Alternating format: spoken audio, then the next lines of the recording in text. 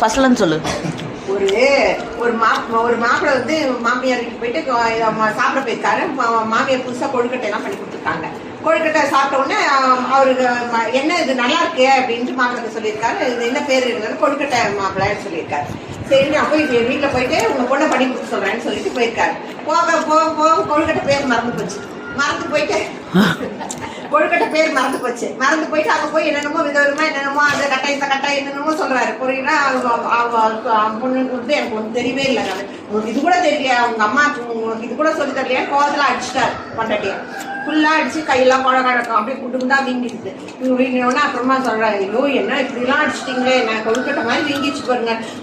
கொழுக்கட்டை பாதி மனுஷா, நானு கொழுக்கட்டைன்னு சொன்னா பண்ணி கொடுத்துருக்க மாட்டேனா, நீங்க தெரியாத பேர்லாம் சொல்றீங்கன்னு சொன்னாங்க.